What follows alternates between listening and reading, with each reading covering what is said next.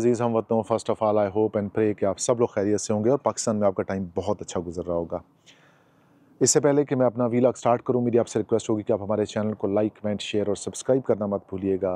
अपने social media पे इसको ज़रूर शेयर कर दिया करें। अपने प्लेटफॉर्म पे जो भी आप यूज़ कर रहे हैं, व्हाट्सअप यूज़ कर रहे हैं, फेसबुक यूज़ कर रहे हैं, तो हमारे वीलॉग को जब आप शेयर करेंगे तो ज़ाहिर है ये इन्फॉर्मेशन उन तमाम लोगों तक पहुँचेगी जो इस इन्फॉर्मेशन की तलाश में रहते हैं। आज के वीलॉग में हम थर्ड पार्टी ड्रॉप शिपिंग के बारे में एक छोटा सा टॉपिक है, उस पर बात करेंगे। ड्रॉप शिपिंग एक ऐसा प्लेटफॉर्म है जिसको इस्तेमाल करते हुए पाकिस्तान में भी लोगों ने बहुत ज़्यादा पैसे कमाए हैं और ई कॉमर्स की दुनिया में ज़ाहिर है जो लोग पुराने काम कर रहे हैं उनको एग्जैक्टली पता है कि ड्रॉप शिपिंग क्या चीज़ होती है और ये कैसे करते हैं। लेकिन मैं इस चीज़ का बहुत शुरू से मुखालिफ रहा हूँ कि तमाम वो लोग जो कि किसी रिनाउंड प्लेटफॉर्म पे काम करते हैं, ईबे पे काम करते हैं, अमेज़ॉन पे काम करते हैं, टिकटॉक पे काम करते हैं, by law and by policy ये तीनों चारों बड़े प्लेटफॉर्म जो हैं वो अलाउ नहीं करते हैं कि आप ड्रॉप शिपिंग करें। हम ड्रॉप शिपिंग को जिस तरह से यूज़ करते रहे हैं पाकिस्तान में और जिस तरह से हमारी यूथ ने इसका मिसयूज़ और अब्यूज़ किया है, यहाँ तक हुआ कि पाकिस्तान की जो अभी रिसेंटली अमेज़ॉन ने बहुत ज़्यादा रिस्ट्रिक्शंस लगा दी हैं।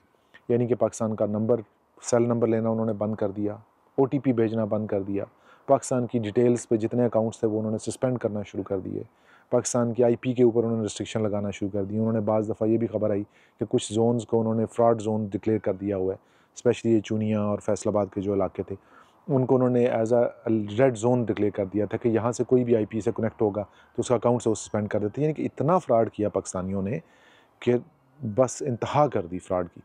और फिर ज़ाहिर है जब आप इस तरह के फ्रॉड्स करते हैं तो जो इतने बड़े बड़े प्लेटफॉर्म होते हैं उन्होंने उनके काउंटर मेजर्स करने होते हैं और वो काउंटर मेजर यही होते हैं कि जी आप अकाउंट बंद कर दें या आपके ऊपर रिस्ट्रिक्शन लगा दें।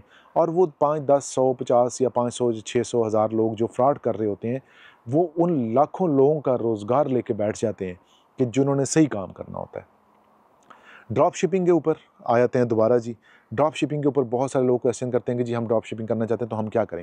लेकिन लेट मी टेल यू 6 चीज़ें अगर आप याद रखें ना या 8 चीज़ें कि जो अगर आप ड्रॉप शिपिंग करना चाह रहे हैं और एक ही प्रोडक्ट आपके पास है, तो आप एक प्रोडक्ट से भी ड्रॉप शिपिंग कर सकते हैं, बशर्ते कि आप ये 8 पॉइंट्स जो हैं वो याद रखें और इन पॉइंट्स के ऊपर अगर आप रह के अपनी प्रोडक्ट को डेवलप करेंगे, उस प्रोडक्ट की ड्रॉप शिपिंग करेंगे तो आपके लिए ये बेस्ट रहेगा। सबसे पहले देखें जी, कोई भी प्रोडक्ट आप देखते हैं तो नंबर 1 पॉइंट जो है वो ये है कि उस प्रोडक्ट की यूटिलिटी क्या है? क्या वो किसी बंदे के लिए कोई फ़ायदेमंद है? कोई वो टूल है, कोई यूटेंसिल है, यूटिलिटी है? क्या वो ऐसी कोई चीज़ है कि जिससे कोई वो बेनिफिट उठा सकता है? सेकंड जो इसके अंदर आती है कि जो भी प्रोडक्ट है, जितनी भी उसकी ट्रेल है, चाहे वो मैन्युफैक्चरिंग से लेके, उसके 3PL से लेके, शिपमेंट से लेके, पैकिंग से लेके, लेबलिंग, पैकिंग वगैरह से लेके, कुछ भी है, ओवरहेड चार्जेस भी आप डाल लें, वैट भी डाल लें और अगर बाय एंड ऑफ डे आपका प्रॉफिट जो है वो 40% से कम है, तो आप उस प्रोडक्ट में ना जाएँ। 40% से कम प्रॉफिट के ऊपर अगर आप जाएँगे, तो यकीनन आप ये समझें कि आप उसको ज़ीरो पे ही सेल कर रहे हैं।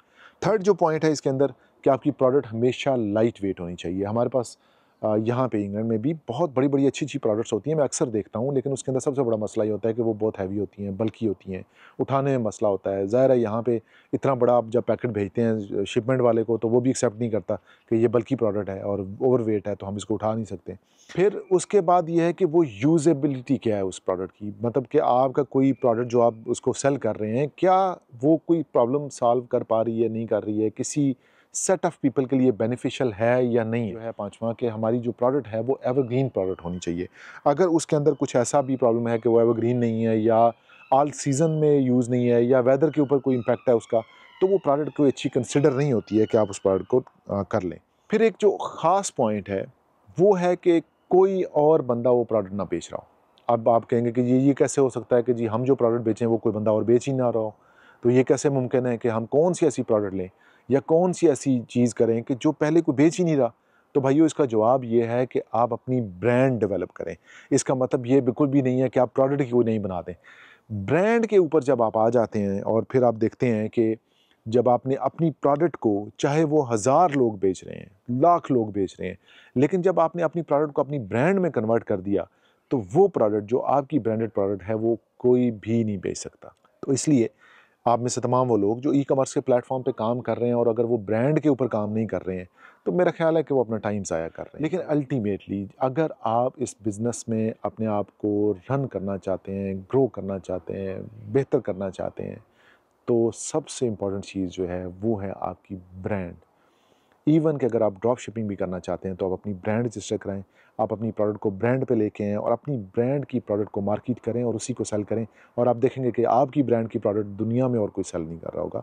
वो आपकी प्रॉपर्टी होगी और आप ही उसको सेल कर रहे होंगे। फिर एक और लास्ट इंपॉर्टेंट चीज़ जो है वो है इसकी एवरेज ऑर्डर वैल्यू, एवीजी जिसको हम कहते हैं, और जो लाइफ टाइम वैल्यू है इसकी एलटीवी है। ये 2 फैक्टर्स जो हैं ये बहुत इंपॉर्टेंट होते हैं कि जब आपके पास किसी प्रोडक्ट का ऑर्डर आता है तो आप देखें कि उसकी जो एवरेज आपको कास्ट कर रही है कि जितने बल्क ऑर्डर में से जितने आपने ऑर्डर शिप किए या उसमें से निकाले और उसकी जो एवरेज एक कास्ट निकाल रहे हैं आपको, या पूरी लाइफ स्पैन जो उसका है उसकी एक एवरेज कास्ट आप निकाल रहे हैं उसकी, वो कंसिडर करना बहुत ज़रूरी है।